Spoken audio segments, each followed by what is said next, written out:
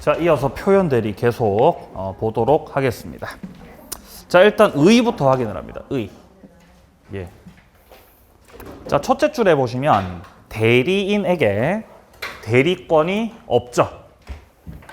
자, 그럼에도 불구하고 대리 권한이 있는 것과 같은 외관이 존재하고 있었다. 자, 그 외관이라고 하면 상대방 입장에서 바라봤을 때 을은 뭐를 가지고 있었죠? 요게 외관이에요. 대리인인 것처럼 보여지죠. 외관. 그리고 본인이 이 외관 형성에 관해서 일정하게 책임이 있다는 겁니다. 네가 위임장 관리를 똑바로 안 한 거잖아. 이때 본래는 무권대리지만 이를 신뢰했고 거래했던 상대방을 보호하기 위해서 본인에게 책임을 인정하는 제도, 표현대리입니다. 자, 그리고 상대방 쪽에서는 억울하다 그랬어요. 나 억울해. 상대방이 선이 무과실일 때 표현대리가 적용됩니다.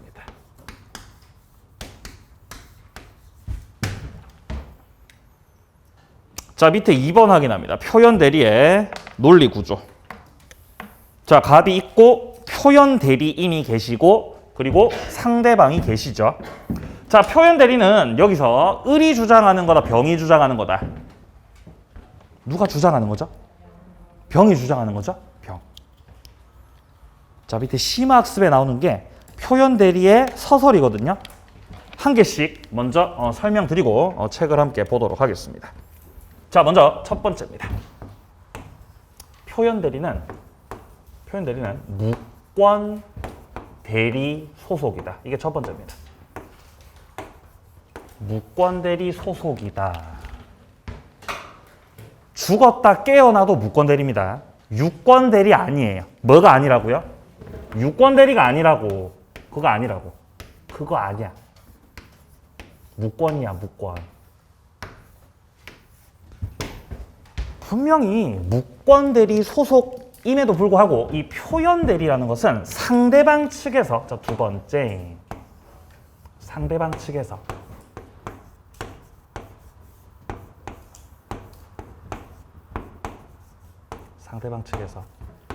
유효를 주장하는 것이다.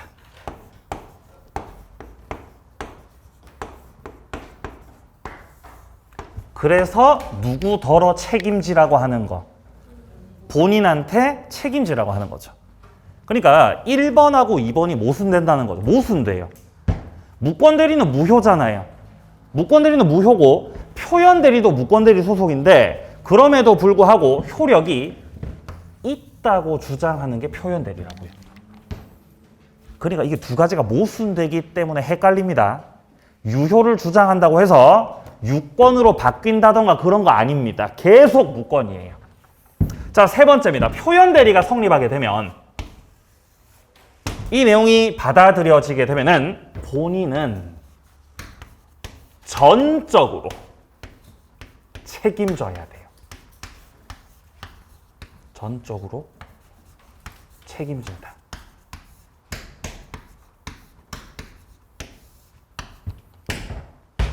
나도 잘못 있고 너도 잘못 있으니까 우리 서로 과실을 퉁치자, 과실 상계시키자. 안 돼요. 그런 거 안 돼요.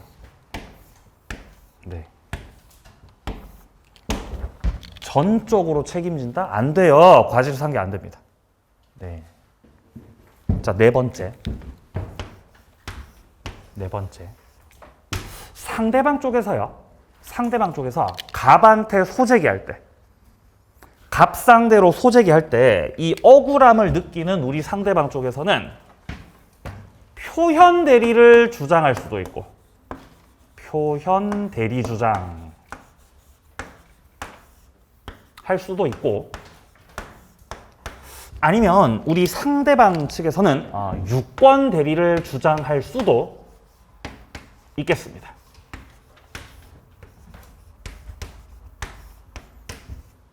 어떠한 주장을 할지는 상대방의 선택의 몫이겠죠. 자, 이때 상대방 쪽에서 표현 대리를 주장을 하든 유권 대리를 주장을 하든 결국 결론은 똑같아요. 결론. 너 책임져. 네가 싹 책임져. 이게 결론이죠. 근데 논리 구조가 달라요. 논리 구조가. 상대방 쪽에서 유권 대리를 주장한다면은 상대방 논리 구조는 이거죠.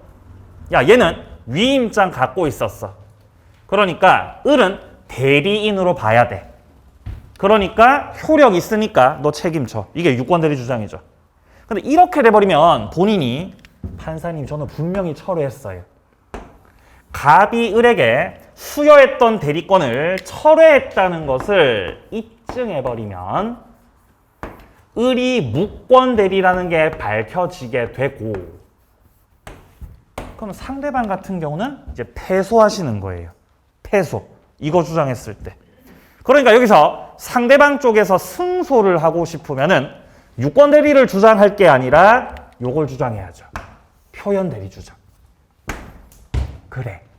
을이 무권 대리인 거는 맞지만 그렇게 외관상 유권인 것처럼 보여졌기 때문에 나는 억울하고 본인께서 책임져야 된다라고 주장하는 거.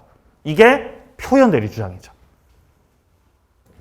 자, 그러면 상대방의 유권 대리 주장 속에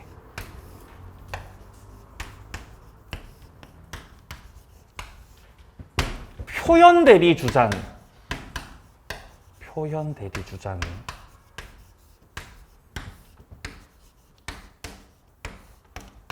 포함이 된다, 포함되지 않는다. 어때요? 포함이 되겠습니까? 포함이 전혀 안 돼요. 포함이 1도 안 되죠. 하나도 포함 안 되는 거예요. 왜냐면 유권 대리를 주장하는 거하고 표현 대리를 주장하는 거하고는 정반대 주장인 거거든요. 왜냐하면 표현 대리는 어디 소속이라고요? 무권 소속이라 그랬어요. 표현 대리를 주장한다는 것은 무권 대리를 주장하는 거거든. 그러니까 포함이 돼 있어, 포함이 안 돼 있어? 포함 안 돼 있고 전혀 다른 주장을 펼치고 계시는 거다라는 뜻이에요. 자, 한 개씩 확인합니다. 1번. 표현 대리는 족보가 무권 대리다. 자, 동그라미 1번에서 단락 파란 색깔로 표시된 부분을 확인하면 무권 대리에 속하는 표현 대리가 유권 대리로 전환되는 게 아니라는 거예요. 전환 안 됩니다. 그냥 계속 무권이에요. 자, 동그라미 2번. 대리권 있다는 것과 표현 대리가 성립한다는 것은 요건 사실이 다르다라고 되어 있습니다. 여기서 대리권 있다는 건 유권 대리라는 거죠. 그리고 표현 대리가 성립한다는 건 무권인데 본인이 책임지라는 거죠. 이게 두 가지가 같다고 다르다고? 다르다고. 파란 색깔 부분. 유권 대리에 관한 주장 속에 표현 대리 주장이 포함되어 있다고 볼 수 없다. 그 밑에 줄. 따로 표현 대리 주장이 없는 한 법원에서 표현 대리 성립 여부를 판단할 필요는 없는 거다. 주장해야 고려합니다.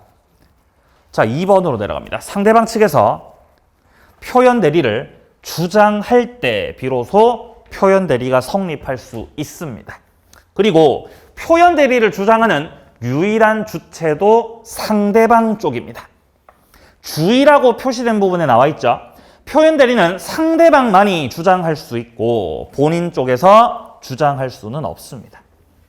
자, 뒤로 넘어가세요. 자, 3번에 나오고 있죠. 과실상계는 허용되지 않는다. 자, 동그라미 2번입니다. 표현 대리 행위가 성립하는 경우에 본인은 표현 대리 행위에 의해서 전적인 책임을 져야 한다. 상대방에게 과실이 있다고 하더라도 과실상계 유추 적용시켜서 본인의 책임을 경감시킨다? 아유, 안 돼요.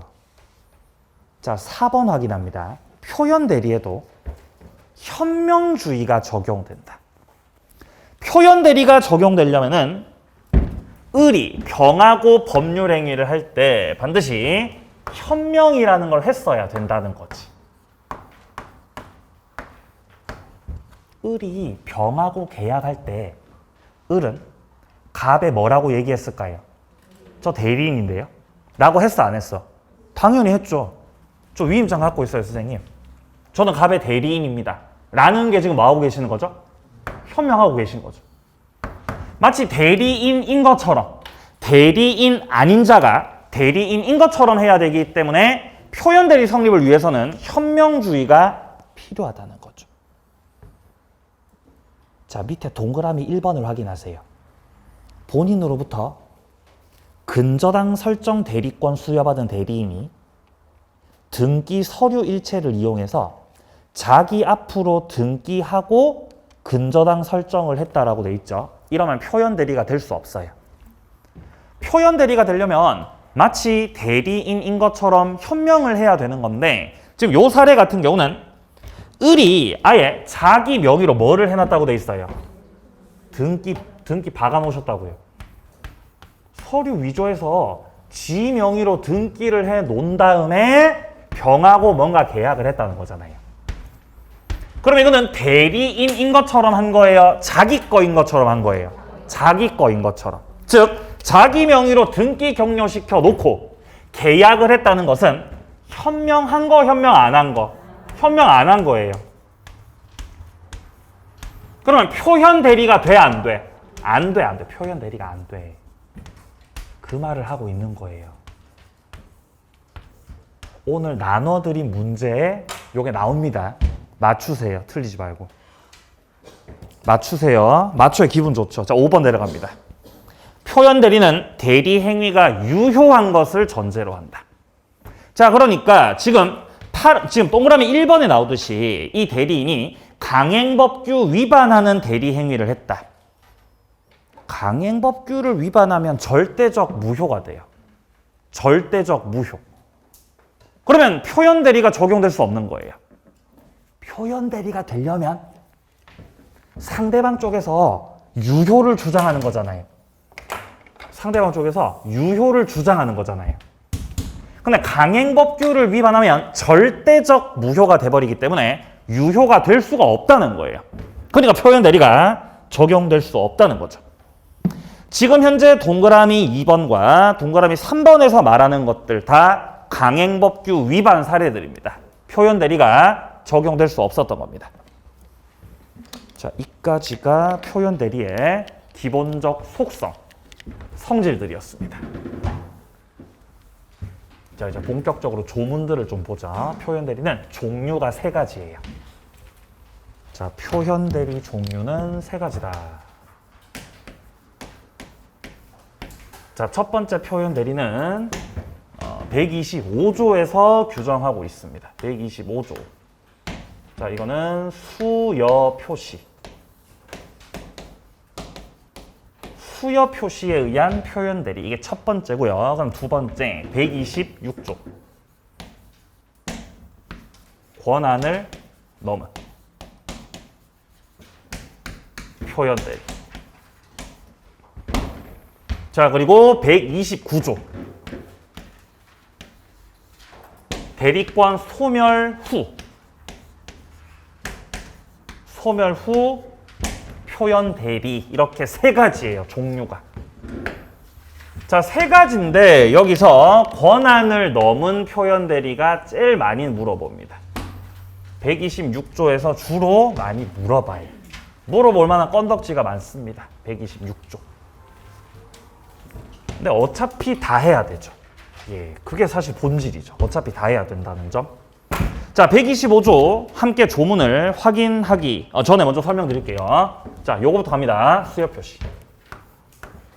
자, 갑이란 사람이 병하고 계약을 할 거예요. 병하고 계약을 할 거예요. 근데 자기가 직접 못 가요. 바빠서. 그래서 병한테 연락했어요.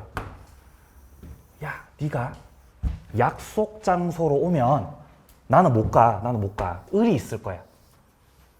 을이 있을 거거든? 그래서 네가 을하고 계약을 하면 돼. 을하고 계약서 써. 이렇게 갑이 병한테 표시했다고요. 갑의 말은 이거죠. 야, 내가 을한테 수권을 했으니, 자, 을에게 수권을 했으니, 을은 나의 대리인이고,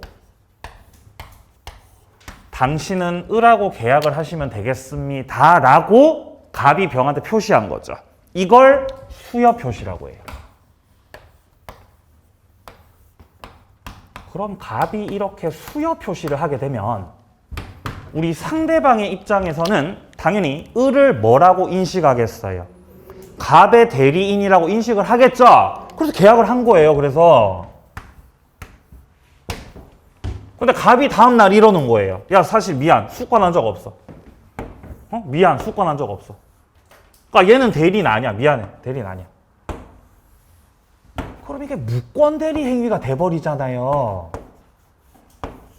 그럼 계약이 무효가 돼버리는 거잖아요. 그리고 여기에 대해서 유무효는 본인께서 정하시는 거잖아요. 그럼 상대방 쪽에서는 억울하죠. 나는 을이 무권 대리라는 걸 전혀 몰랐고 잘못이 없을 뿐더러 을에게 대리권 수여함을 갑 쪽에서 표시한 것이기 때문에 이 계약은 유효가 돼야 마땅하고 당신 책임져. 이게 125조예요. 함께 조문 보죠. 제3자에 대해서 타인에게 대리권 수여함을 표시한 자. 이 자가 누구죠? 이게 갑이에요. 본인입니다. 지금 이게. 이걸 읽고 이해가 돼야 돼요. 그 대리권 범위 내에서 행한 그 타인과 제3자 간의 법률행위에 대해서 책임이 있다라고 돼 있는데 그럼 여기서 말하는 제3자는 누구냐? 제3자는 병을 가리킵니다. 문장 보고 이해하셔야 돼요. 제3자 병에 대해서 타인 을에게 대리권 수여함을 표시한 자.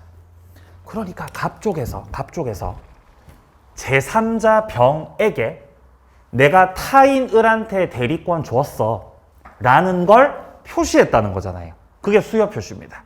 그렇게 표시를 한 자는 그 대리권 범위 내에서 행한 그 타인 을과 제3자 병 간의 법률행위에 대해서 책임이 있다는 거죠. 자, 그러나 제3자가 대리권 없음을 알았거나 알 수 있었을 때는 그렇지 않다. 그러니까 상대방, 즉 우리 제3자는 알았어야 돼, 몰랐어야 돼? 몰랐어야 된다는 거지 잘못이 없었어야 되고요. 지금 조문에서 병을 제3자라고 말하고 있어요.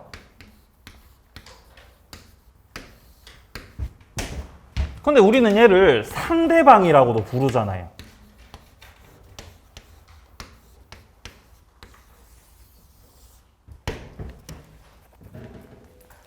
병을 제3자라고 하는 책도 있고 병을 상대방이라고 하는 책도 있고 제3자라고 했다가 상대방이라고 했다가 왔다 갔다 하는 책도 있어요. 문제도 마찬가지예요. 그러니까 병을 제3자라고 할 때도 있고 상대방이라고도 할 때도 있으니 우리는 어떻게 해야 돼요? 우리는 어떻게 파악해야 되죠? 문맥상 파악하셔야 돼요. 읽으면서.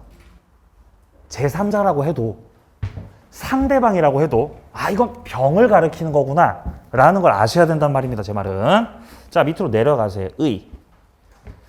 사례 봅니다. 사례. 갑이 을에게 건물 매도를 위임해서 대리권 수여한다고 병한테 통지했어요. 그럼 당연히 병은 을을 대리인으로 인식했겠죠. 근데 실제는 을에게 대리권 주지 않았던 상태라는 거고 이를 모르고 있었던 상대방은 대리권 없는 을과 매매 계약을 체결했다라고 돼 있죠. 보세요. 지금 사례에서도 제3자라고 돼 있어, 상대방이라고 돼 있어. 상대방이라고 그러잖아요. 문맥상 파악해야 돼요. 성립 요건 내려갑니다. 첫 번째. 이 125조가 적용되려면은 대리권 수여 표시가 있어야 합니다. 수여 표시. 자, 동그라미 2번입니다. 수여 표시 방법은 제한 없습니다. 명시적으로 해도 되고 묵시적으로 하셔도 되겠습니다. 자, D페이지 갑니다. 판례 한 개 보고 가죠. D페이지 디귿 봅니다. 디귿. 자, 대리권 수요 표시는 반드시 대리권이나 대리인이라는 말을 꼭 써야 되는 건 아닙니다. 둘째 줄 오른쪽 사회통념상 대리권을 추단할 수가 있는 직함이나 명칭, 명함의 사용을 본인이 묵인했던 경우도 수요 표시가 될 수 있다는 거죠. 얘가 명함을 파고 댕긴다고, 명함을 파고 댕겨요. 근데 명함에다가 써놨어요. 명함에다가 갑의 대리인입니다 라고 명함에 써놨다고요. 얘가 그렇게 명함 파서 쓰고 댕기는데 본인 갑이 그런 사실을 알고도 제재했다고요, 방치했다고요? 방치하고 묵인하셨다고. 묵인. 이렇게 가만히 냅둔 것도 수요 표시 한 거다 안 한 거다 이거 했다는 거예요. 묵시적으로 수요 표시 한 거라는 거죠. 이것도 125조가 적용될 수가 있겠습니다. 자, 그리고 자, 양괄호 3번에서 상대방의 선의, 무과실 확인합니다. 자, 밑에 쪽 4번의 적용 범위 보세요. 125조 표현 대리는 본인에 의한 대리권 수여 표시가 존재해야 되기 때문에 임의 대리에만 적용이 되고 법정 대리에는 적용될 수가 없습니다. 어디에만 적용된다고? 임의 대리에만 적용된다고요. 법정 대리 적용 안 돼요. 아니, 왜 법정 대리에 적용이 안 되냐 하면 법정 대리는 수여 표시 자체가 없잖아요. 수권 자체가 없는 거죠, 법정 대리는. 그래서 적용될 여지가 없는 겁니다. 자, 이까지가 첫 번째 표현 대리였습니다. 자, 다음 두 번째 표현 대리 126조로 넘어갑니다. 자, 갑이 을에게 수권을 할 때, 자, 갑이 을에게 수권을 할 그때 그 당시에 권한을 정해서 줬겠죠. 을한테 임대차 할 수 있는 권한을 준 거예요. 야, 내가 저기 빌라를 갖고 있잖아. 빌라를. 그렇지. 당신을 대리인으로 선임하겠습니다. 이 빌라에 대해서 임대차를 하시기 바랍니다. 그러면 을이 대리인으로서 이 빌라와 관련해서 할 수 있는 그 권한의 범위는 임대차 권한이겠죠. 그러면 을은 이제 대리인으로서 상대방과 법률 행위를 할 때 뭐를 하셔야 되죠? 임대차를 하셔야죠. 임대차 해야 되죠? 근데 하라는 임대차는 안 하고, 하라는 임대차는 안 하고 갖다 팔아버리는 겁니다. 매각을 해버리면 이게 바로 갖고 있던 권한을 지금 뭐 한 거죠?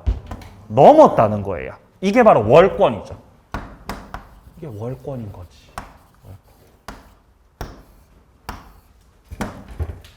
이 권한을 넘은 표현 대리라는 거죠.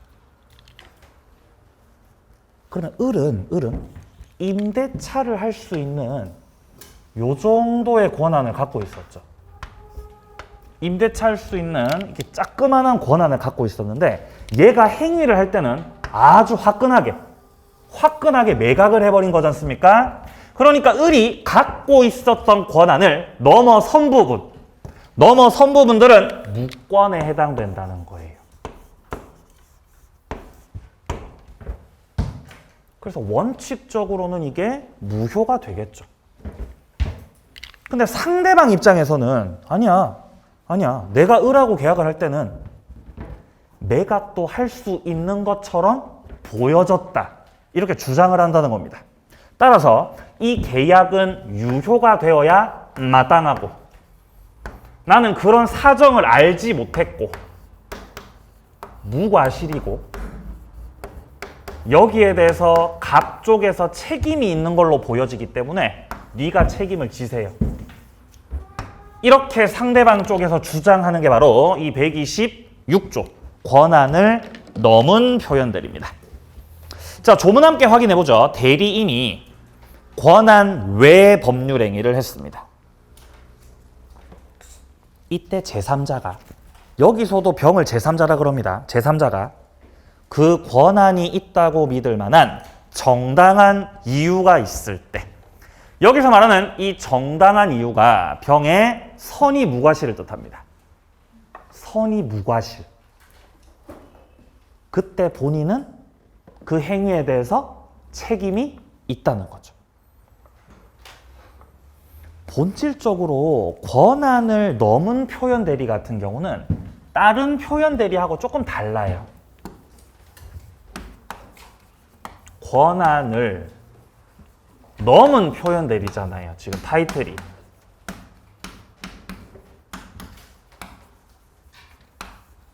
그럼 권한을 넘으려면 뭐가 필요하죠? 권한이 필요해요. 맞아요. 권한이 있어야 권한을 뭐 할 수 있다? 넘을 수 있죠. 아까 125조 같은 경우는 을한테 아무런 권한이 없었어요. 그냥 권한이 없었다고 얘는. 근데 요 사례 같은 경우는 임대차 할 수 있는 권한이 있었던 거죠. 근데 문제는 넘어섰기 때문에 문제거든. 권한을 넘은 표현 대리 126조가 적용되려면은 권한이 있어야 돼. 그래야 넘을 수 있다는 거죠. 이 권한을 우리 책에서 기본 대리권이라고 표현하고 있습니다. 그러니까 126조의 성립 요건은 기본 대리권 갖고 있었던 자가 월권을 했다. 그리고 상대방은 선의 무과실이었다. 그러면 이게 적용돼 버리는 겁니다. 자, 밑에 쪽에 사례를 좀 보겠습니다. 본인갑이 5천만 원의 대출 권한을 경리부장 을한테 위임을 하셨네요. 그럼 대출 받을 때 5천만 원까지 받으셔야 될 거 아닙니까? 근데 아주 깔끔하게 5억 5천을 받으셨네요. 권한을 뭐 한 거예요, 지금? 넘은 거죠. 이 월권 하셨다는 겁니다. 첫째, 을에게 기본 대리권이 존재할 것. 둘째, 월권을 했을 것. 셋째, 상대방의 정당한 이유. 즉, 선의 무과실. 성립 요건으로 내려갑니다. 첫 번째 성립 요건, 기본 대리 권한이 있을 것이죠. 기본 대리권. 여기서 말하는 우리 기본 대리권이라고 하는 것은 그것이 임의 대리든 법정 대리든 다 포함되고요. 임의 대리, 법정 대리 다 포함된다. 자, 그리고 복대리권도 포함됩니다. 복대리권도 포함되고 일상 가사 대리도 포함이 되고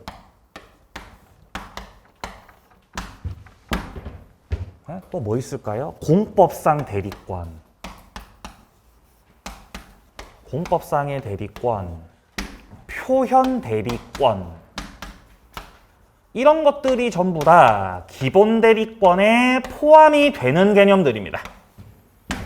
자, 그러니까 이런 것들이 다 기본 대리권에 해당이 되고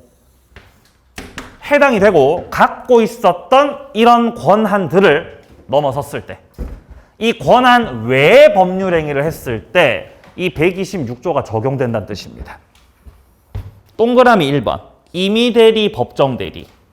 동그라미 2번 부부간에 가지는 일상 가사 대리. 자, 넘겨서 동그라미 3번 복대리권. 복대리권. 자, 4번 같은 경우는 소멸 후 표현 대리권. 5번의 공법상 대리권. 이것들 싹 다 기본 대리권이 될 수 있는 것들이에요. 넘으면 적용됩니다. 자, 오른쪽 갑니다. 양괄호 2번 두 번째 요건입니다. 권한을 초과해서 유효한 대리 행위를 해야 된다.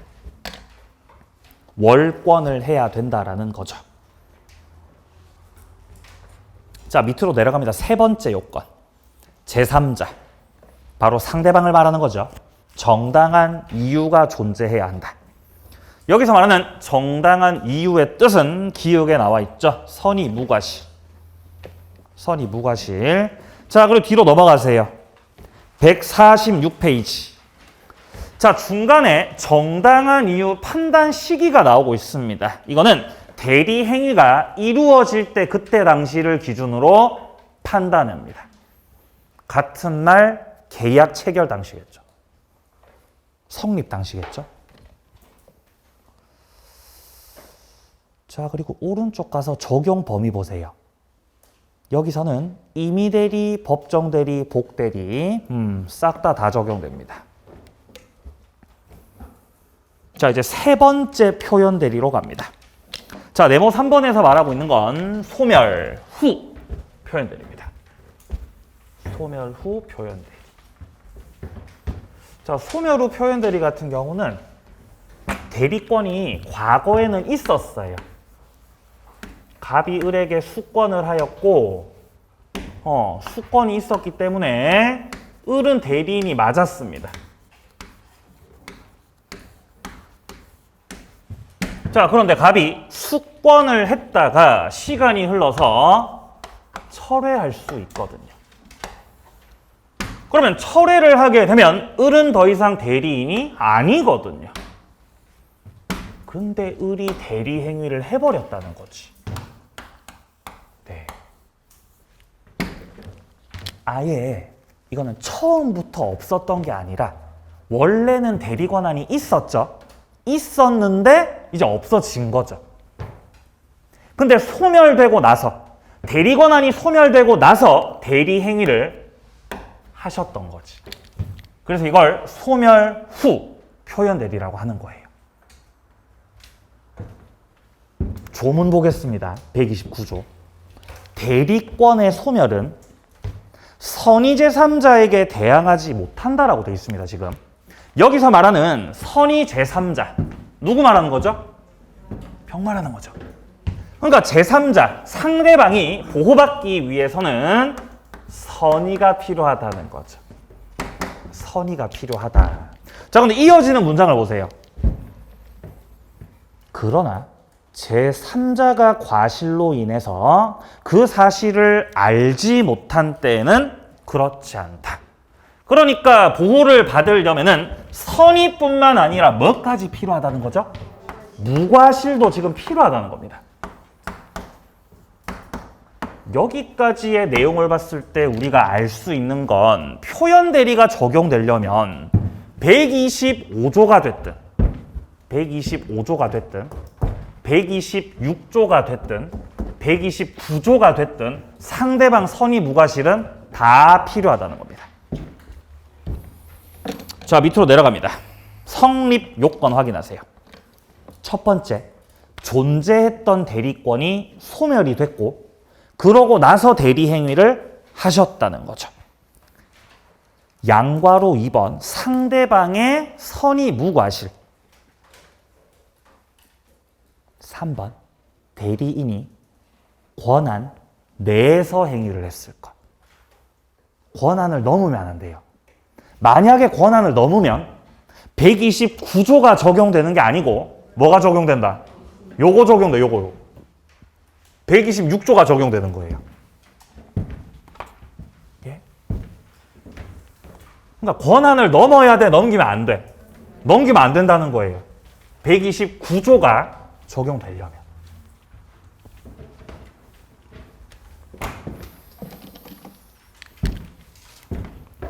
자, 갑이 을에게 수권을 하였습니다. 자, 그러면 수권을 했으니까 을은 갑의 대리인이죠. 그럼요. 대리인이죠. 자, 그런데 수권을 했다가 다시 철회를 했는데 수권을 했던 그때 그 당시에 을에게 임대차 할 수 있는 권한을 주었다. 그리고 그 권한을 을은 갖고 있었지만 갑은 이후에 철회를 했다. 그럼 을은 더 이상 대리인이 아닌 거죠. 근데 그 이후에 을이 대리권이 소멸이 되고 나서 상대방과의 사이에서 뭔가 법률 행위를 하셨다라는 거거든요. 자, 이때 만약에 을이 과거에 갖고 있었던 이 기본 대리권 그 범위 내에서 임대차까지만 하셨으면 그냥 소멸 후 표현 대리 행위를 한 겁니다. 이렇게 되면은 129조가 적용되는 거예요. 소멸 후 표현 대리가 적용된다는 거예요.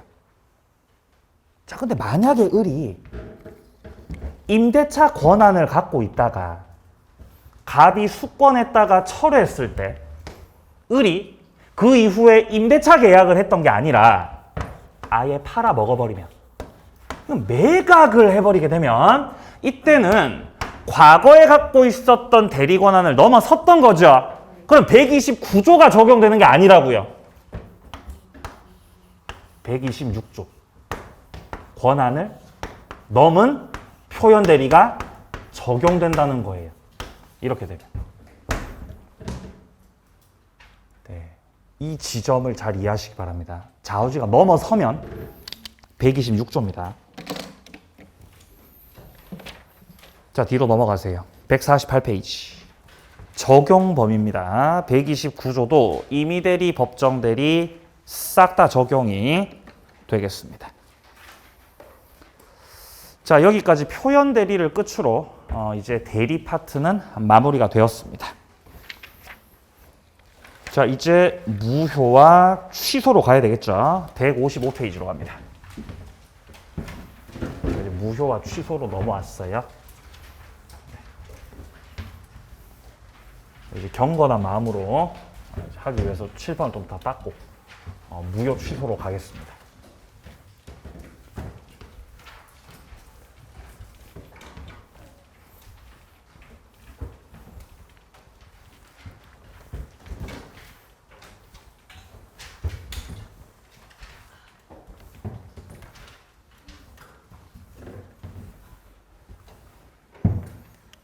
자, 참고로 여기는 종합 예술 파트입니다. 여기는 총칙에서 했던 것들 다 나옵니다. 그러니까 좀 어려울 수도 있어요. 근데 이번 과정에서는 이 추인을 위주로, 추인.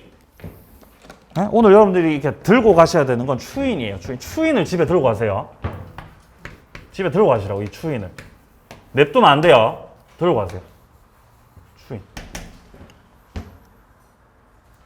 이거를 뭐라고 하냐면은 추후 인정.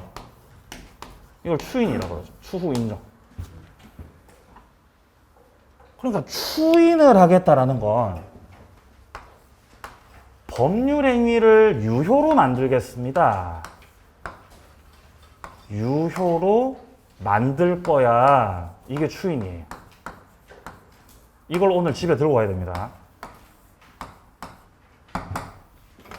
그러니까 집에 들고 가려면 복습을 하셔야 돼요. 복습을. 그죠? 복습. 네. 이제 기억이 나요.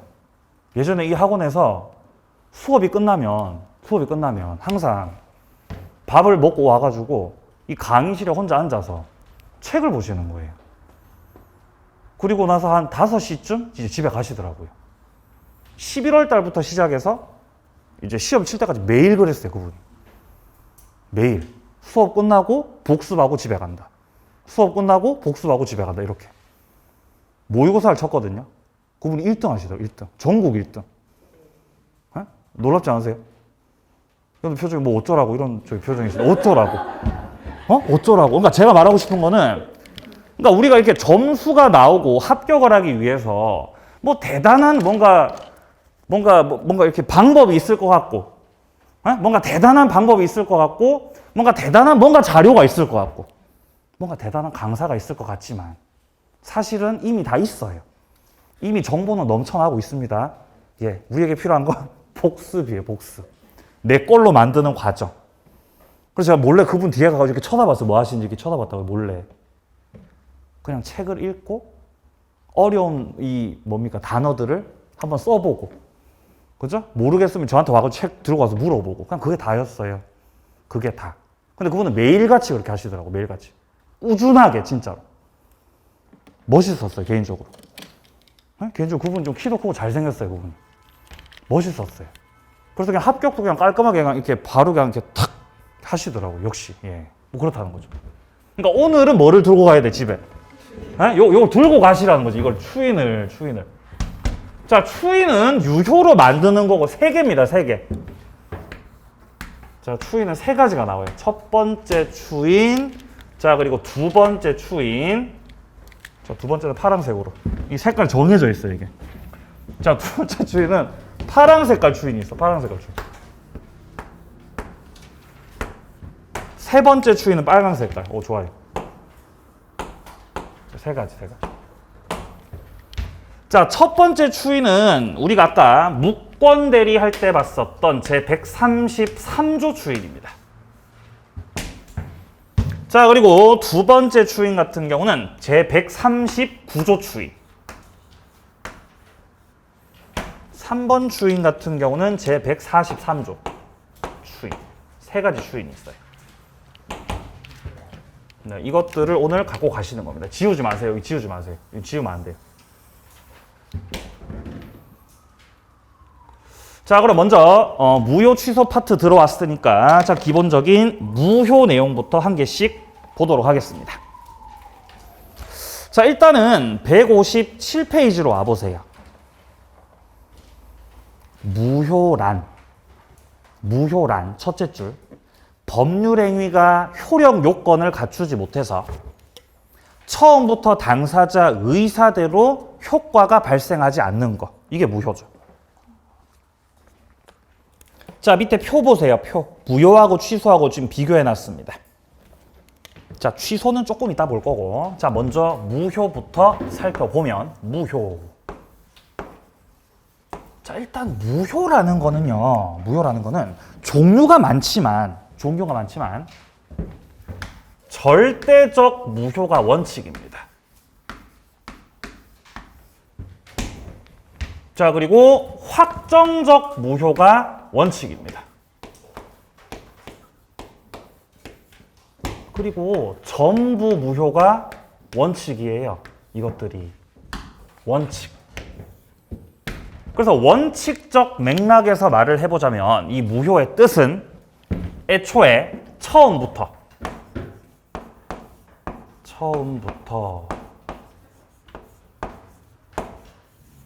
효력이 없다. 이게 무효의 뜻이죠.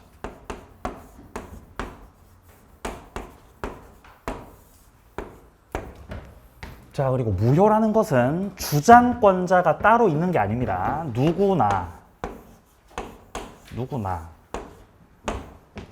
누구에게나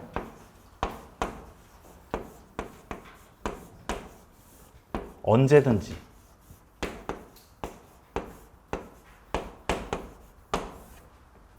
주장이 가능하다. 이게 무효예요. 그리고 이게 원칙입니다. 절대적이고 확정적이고 전부 다 무효이기 때문에 다시 유효로 바꿀 수 없어요. 무효라는 것은. 근데 우리가 무효의 종류들을 살펴보게 되면 절대적 무효가 원칙임에도 불구하고 이 무효는 절대적이지 않은 무효도 있어요. 그런 무효를 뭐라 그래요? 맞아요. 상대적 무효라고 해요.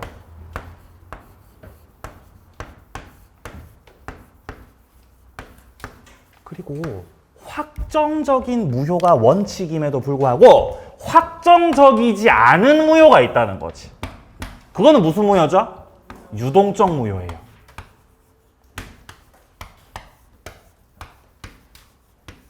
그래서 예외적인 것들을 우리가 다루게 되는 거예요. 전부 무효가 분명히 원칙임에도 불구하고 일부 무효의 법리가 또 있다는 거지. 이런 것들을 이제 한 개씩 우리가 만나게 됩니다. 지금부터. 자, 그럼 먼저 일단 어디서부터 내용을 보시면 되냐면은 자, 무효 종류에서 일단 먼저 첫 번째 소개되고 있는 것이 절대적 무효 그리고 상대적 무효입니다. 여기서 절대적 무효가 원칙이다. 원칙. 상대적 무효는 예외적인 거예요. 첫째 줄, 상대적 무효 첫째 줄. 당사자끼리만 무효 주장할 수 있고 선의 제3자한테는 무효를 주장할 수 없는 거. 상대적 무효죠. 상대적 무효는 몇 개밖에 없다? 2개밖에 없죠. 그죠? 비진위 표시에서 상대방이 알았거나 알 수 있었을 때. 그리고 통정어의 표시. 107조, 108조. 이 2가지만 상대적 무효에 해당이 되겠습니다. 자, 그리고요, 이런 상대적 무효들 같은 경우는 절대적 무효하고는 다르게 추인이 가능합니다. 추인 가능하다. 자, 내려갑니다. 네모 2번입니다. 일부 무효와 전부 무효가 나오고 있습니다. 137조를 보면 법률행위 일부분이 무효일 때는 그 전부를 무효로 한다. 요게 원칙이에요. 일부분이 무효일 때 원칙적으로 어떤 무효로 하겠다고요? 전부 다 무효로 하겠다고요. 싹 다. 네, 이게 원칙이에요. 그죠? 그래서 제가 기본 때 사과 얘기 들었죠. 사과가 이렇게 있었던 거지. 사과가. 근데 사과가 있는데 사과 요렇게 일부분이 썩어버린 거지. 여기가 썩었어요. 그럼 이 사과는 지금 전부 다 썩은 건 아니고 일부만 썩었기 때문에 일부 무효라는 거죠. 근데 원칙적 맥락에서는 이 사과 이거 먹어 안 먹어? 안 먹죠. 왜 안 먹? 일부 무효는 원칙적으로 뭐니까? 전부 다 무효니까. 안 먹고 다 버려버린다는 거예요. 자, 근데 예외적으로 일부가 무효일 때 예외적으로 분할의 가능성 있고 나머지만이라도 유효로 남겨놓겠다라고 하는 가정적 의사. 이것이 존재한다면 그때는 그 나머지는 유효로 남을 수가 있습니다. 예외적으로. 자, 먼저 여기서 말하는 분할 가능성이라는 건 과연 이 썩은 부분을 이렇게 잘라낼 수가 있느냐. 자, 사과는 자를 수 있습니다. 그러니까 분할 가능성이 있는 거죠. 그리고 이 부분을 도려내고 나서 여기 나머지는 내가 먹을 거야. 나머지는 유효로 냅둘 거야. 이 무효 부분이 없더라도 나는 법률 행위를 했을 것이다. 그런 의사가 바로 가정적 의사입니다. 요게 인정된다면은 나머지는 유효가 될 수 있어요. 뒷문장에 나오고 있죠. 그러나 무효 부분이 없더라도 법률 행위를 하였을 것이라고 인정될 때는 그때는 그 나머지 부분은 무효가 되지 않는다. 자, 여기서 무효 부분이 없더라도 법률 행위를 했을 거야. 이게 무슨 의사죠? 가정적 의사예요.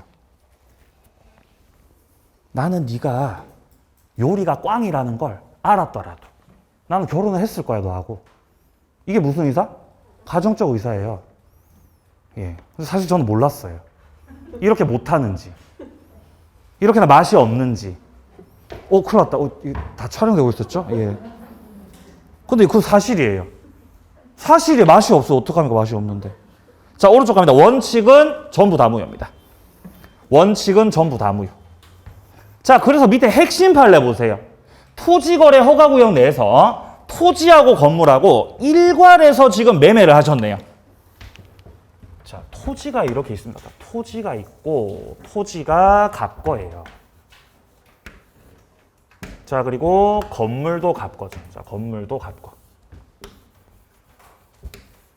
자, 이때 갑이 건물을 을한테 팔고 토지도 을한테 팔고 일괄해서 토지하고 건물하고 일괄해서 매매 계약을 했다는 거죠. 자, 근데 문제가 됐던 건 이 토지가 지금 현재 토지거래 허가구역으로 묶여 있었던 거예요. 허가구역. 그럼 이렇게 허가구역으로 묶여 있게 되면 허가받기 전까지는 이거 유효다 무효다? 무효죠. 허가받기 전까지. 그럼 매매 계약을 했는데 그 매매 계약 중에서 지금 일부가 무효인 거죠. 건물은 괜찮은데 토지가 무효인 거잖아요. 그러면 원칙적 맥락에서는 이렇게 일부가 무효일 때 원칙은 어떻게 된다고요? 전부 다 무효라고요. 그러니까 밑에 단락을 보면 토지 건물 일괄에서 매매를 한 경우에 비록 토지 건물이 별개의 물건인 건 맞지만 토지에 관해서 허가를 얻지 못해서 토지 매매가 무효라면 토지와 건물 전체에 관해서 계약의 효력이 발생하지 않는다고 봐야 된다. 이 문장 이해되세요? 지금 판사님이 말씀하시는 건 일부가 무효인데 전부를 무효로 봐야 된다. 이 말하고 있는 거죠. 그러니까 매수인은 건물만에 관해서 이전 등기하라고 청구할 수 없다는 거예요. 일부가 무효이기 때문에 전부 다 무효로 봐버린다는 거죠. 근데 만약에 토지하고 건물하고 분할의 가능성이 있고, 자 여기서 분할 가능성이 있다는 건 토지하고 건물하고 별개라는 거잖아요. 별개. 그죠? 별개. 그리고 을은 야 허가 못 받았어도 허가를 못 받고 토지가 무효가 된다고 해도 나는 이 건물을 그럼에도 불구하고 샀을 거야 안 샀을 거야? 나 샀을 거야. 그 의사 그게 뭐라고요? 가정적 의사.